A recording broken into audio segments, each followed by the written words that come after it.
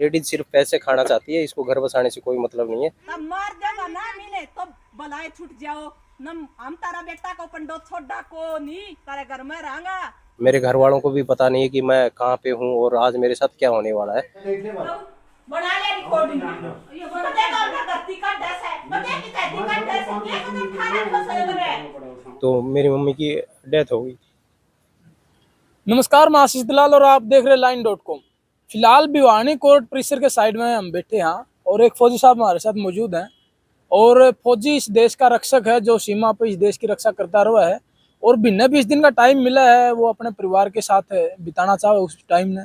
लेकिन फौजी साहब बताने लग रहे हैं कि भाई जब ये छुट्टी आवे हैं तो इनके 15-20 दिन तो कोर्ट कचहरी आगे चक्कर काटते निकल जाए और फिर 1-2 दिन मीडिया पाना पड़ा, हिंदी मीडिया का सहारा लेना पड़ा उरा के न।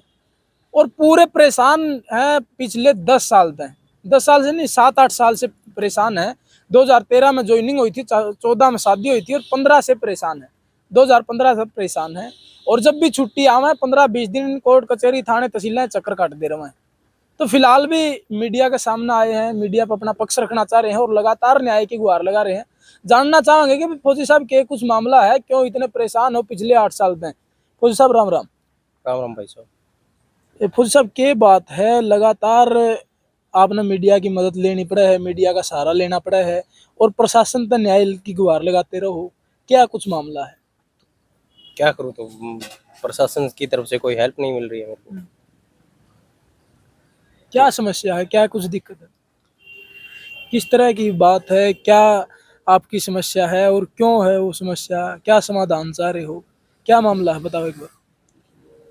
सर 2014 में शादी हुई थी मेरी। मेरी और मेरे भाई की एक साथ ही शादी हुई थी, एक ही घर में। वो दोनों बहनें हैं। वो 2 भाई हो आप और जो आपकी पत्नियां वो भी दोनों बहनें हैं? हाँ, मेरा भाई भी फौज में ही है और मेरे पापा भी फौज से रिटायर है। अच्छा, मतलब पूरा का पूरा परिवार देश रक्षक। हाँ बिल्कुल। और 2014 में 2015 तक ठीक चल रहा था, कोई दिक्कत नहीं थी। उस टाइम पे कुछ मतलब पता ही नहीं था कि क्या हो रहा है। अच्छा। नई नई शादी हुई थी तो ठीक ठीक।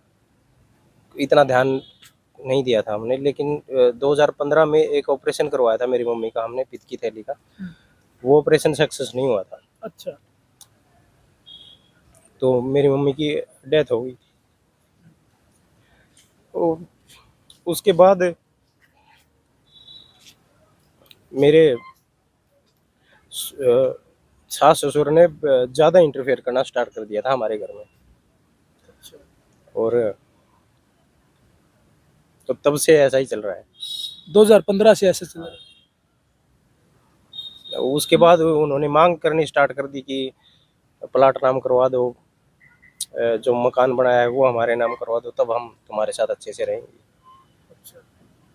लेकिन मैं जब भी छुट्टी आता हूँ तो या तो मेरी वाइफ मेरे खिलाफ पुलिस बुला लेती है, या उसको छोटे वाले को मौका मिलता है तो वो बुला लेती है।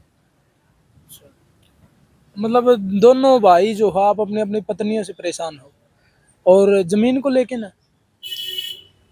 हाँ बोलती हैं वो, बोला हमारे ज़मीन नाम कराओ। या जो अभी प्लॉट खरीदा था एक हमने तीनों ने मिलके, मेरे पापा ने और मेरे भाई ने मिलके, बोल रही है कि वो हमारे नाम पे कराओ तब हम तुम्हारे साथ अच्छे से रहेंगे। अच्छा। हाँ। मतलब उन्होंने डिमांड रख दी कि भाई हम तो साथ जद रहे यदि प्लाट हमारे नाम हो जाए।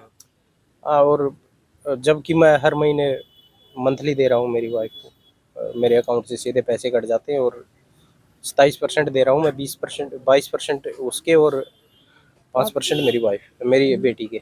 अच्छा, तो मतलब आपकी वाइफ जो है और आपकी बेटी आपसे अलग रह रहे हैं और 27% आप उनको दे भी रहे हो सैलरी का, फिर भी हिस्सेदारी मांग रही। हाँ फिर भी। अच्छा, और छोटे भाई का भी यही सेम है? छोटे भाई का भी सेम यही है। वो भी, उसने भी मतलब ये जो पैसे मैं दे रहा हूँ ये फौज की तरफ से दे रहा हूँ।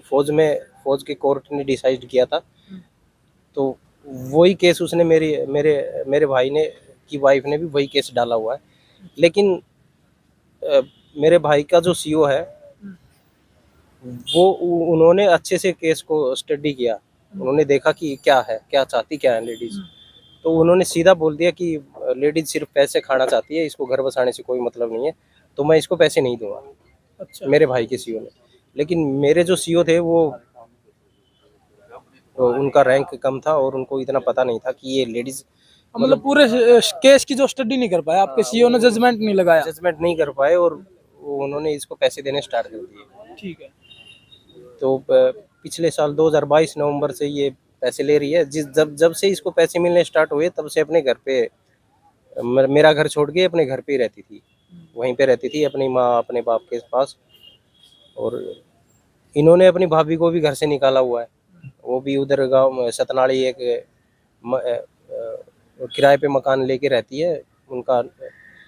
तो अभी 10-12 दिन पहले की बात है, मेरा जो साला है वो पिस्टल लेके पहुंच गया वहां पे। अच्छा, आपके मकान पे? मेरे मकान पे नहीं, अपनी वाइफ के मकान पे। अच्छा, और उसने मकान मालिक को भी धमकाया कि मेरे पास क्या है, मेरी जेब में क्या है, तुम लोगों को क्या पता, मैं कुछ भी कर सकता हूँ। मेरे घर वालों को भी पता नहीं है कि मैं कहाँ पे हूँ और आज मेरे साथ क्या होने वाला है।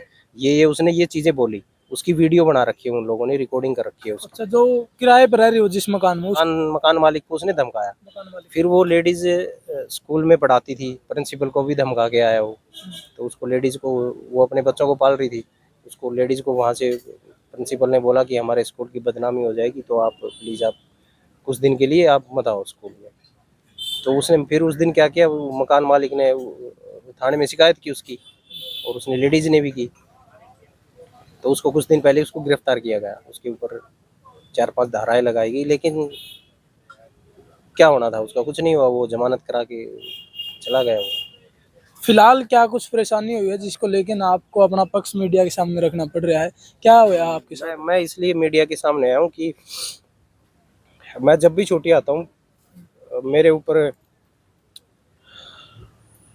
गलत आरोप लगा के मेरे ऊपर एफआईआर करवा दी जाती है और पूरे दिन मेरे को थाने में बैठाया जाता है। मतलब वहाँ पे भी गलत व्यवहार किया जाता है मेरे साथ, मेरे पापा के साथ भी।